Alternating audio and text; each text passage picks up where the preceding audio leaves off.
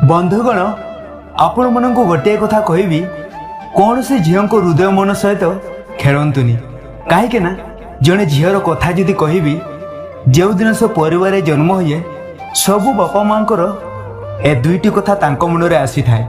कहा परिवार झील जन्म गोटे बोझ तो कहा परिवार देवी लक्ष्मी आसी बोली कहती आउ से दिन ठू आरंभ हो जाए तांको जीवनर पदयात्रा। दिन पर दिन मास पर मास आ वर्ष पर वर्ष बीती जाए। झील भी जो दिन यौवन अवस्था पाद पकाए निजर भावना निजर दुख आ निजर आशा कहा आगे प्रकाश करती नहीं।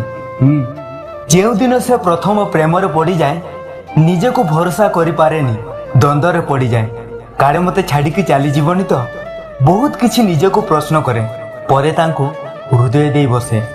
किछि वर्ष परे बाहाघर प्रश्न उठे पुओ एक कथा शुणिकी बाहाना करे तारीख पर तारीख तांको प्रतिश्रुति देकी चली आउ से दिन ठू झीर विश्वास धीरे धीरे तुटी जाए।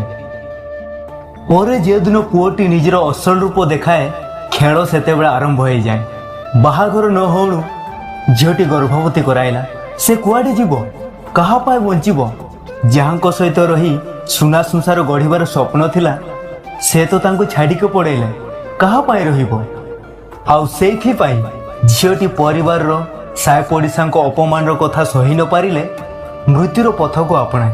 तेणु बंधुगण आपण मानक एतिकी कहबी ए दुनिया रे विभिन्न प्रकार खेलकूद रही लाइफ को एंजॉय करिया पाई किंतु पुओ हो कि झील कहा हृदय मन सहित खेलतुनि जो कि आपण गोटे सामान्य भूल पाई जनक जीवन मध्य चली जाए।